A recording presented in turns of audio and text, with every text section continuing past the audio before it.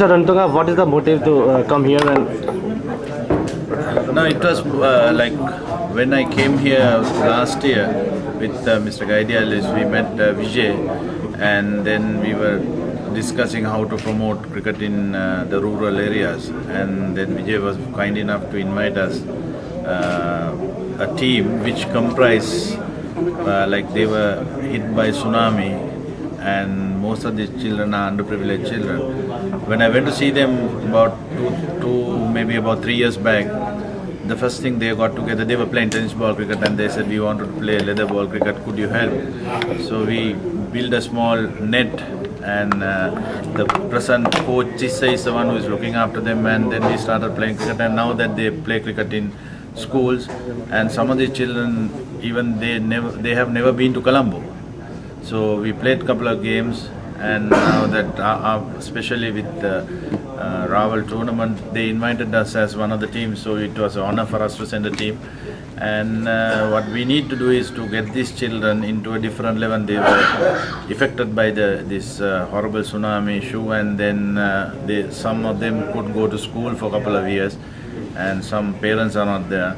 So we are getting cricket into the villages, and this is just a start in my electorate, but through my trust we are going right around the country to develop cricket in the rural areas and try to fetch one or two good talent and try to bring it to the city. don't you think the trend of cricket, a lot of mini championships like T20, SPL and IPL, lot of come here, basic soul of in cricket is totally ruined. I think the biggest problem I see, there are too many 2020s. I think especially when the younger lot start playing 2020s, they don't realize the quality of playing the longer version, and that's the biggest scare I have in my life, like where we are heading. And the thing is, like, any kid like to come and play, but what is the big deal of bowling 4 overs and try to be a star? Like it's like, good day for you, you might end up bowling well, good day for you, you might end up batting.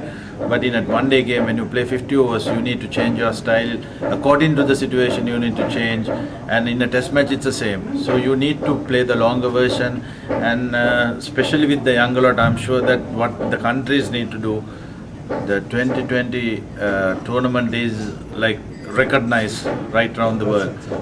I have no issues with that. But the thing is, promoting it far too much is the biggest problem the cricket will face.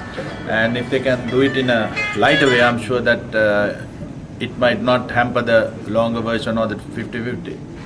But don't you think the sportsmen, especially cricketers, they are totally commercial? I think the entire world is going commercial. That's the biggest problem.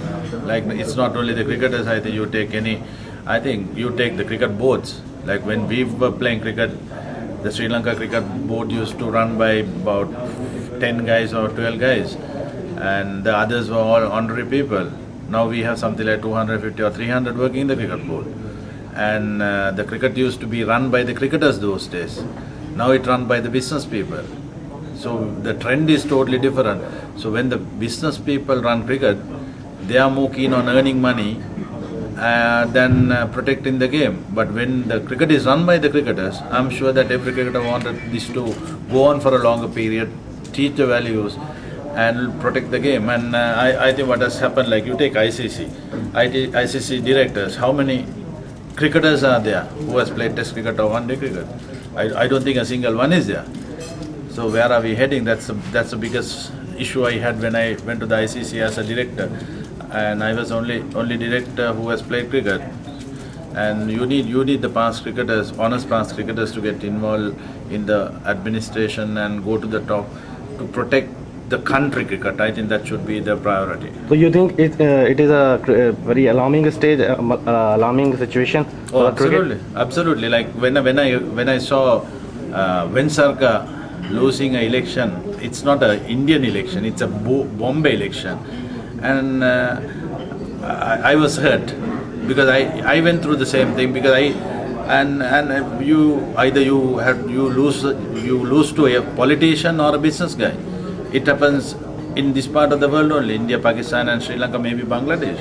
But you take the other countries, there are enough people who wants to come and contribute. So I'm sure that if we don't change this quickly, I'm sure that people who runs cricket, they wanted to show profits. They want to show the books rather than winning games or developing cricket in the areas. I think what India goes through, they have a good structure. That's why they produce cricketers.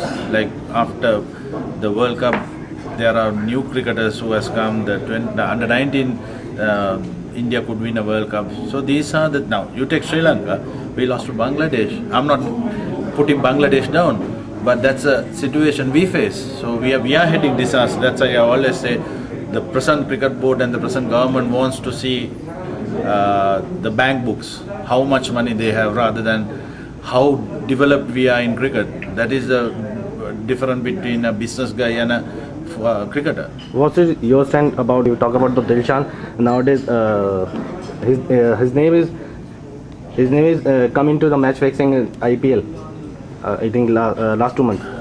I think what they need to do is, whoever it is, there has to be inquiries. And ultimately the authorities should take proper action. As far as I'm concerned, if this fixing thing goes on, I think people will stop watching cricket. It should not happen, because the way it is going, it looks we are heading in a wrong area. So I'm sure whether it is Dilshan or any other name, I'm sure that if I was at the cricket board, I will have a proper inquiry, and the ICC should have a proper inquiry, and the Indian board should have a proper inquiry, because it was done by the Indian Cricket Premier League. So if they are guilty, they should be punished. If they are not, because there can be accusations and there can be proof with accusations. If you have proof, I'm sure that they should take proper action against the cricketers, because otherwise it will drag down to the younger generation. In one word, politics is entered in the cricket, so I think it's a very alarming situation and ruin the basic cricket. I think there are good and bad sides. Like now that I'm a politician, because of my political thing, I know how to look after the cricket side. Like whatever the wrong things the government do, I can talk in the parliament. But if you are not in the parliament, you don't have any stage to talk about these things. So being a politician, there are ways you can protect the game. But unfortunately, in this part of the world, especially in the Asian subcontinent, the politicians are getting involved just to create a name, not to protect the game. How many politicians have protected this game? Very few. A lot of money is involved in the cricket, and this is $2 billion cricket is a costly affair. How are trust manage it? I couldn't get you the point. A lot of money involved in cricket. $2 billion cricket is a costly affair. You are coming from the Colombo. Players are coming. How your trust is managing from where you are? Actually, what we do charitable. Like I go personally and collect funds for the trust, and Raman School is looking after us when we come here, and the tickets and things we have to bear the cost, which I have done. We have collected funds. We did a raffle draw. And that's a small way we will develop. And what I'm trying to do is I'm trying to get a land in my electorate and try to build a cricket ground, not a stadium. I'm not a great believer in stadiums. You need the outstation people to get proper facilities.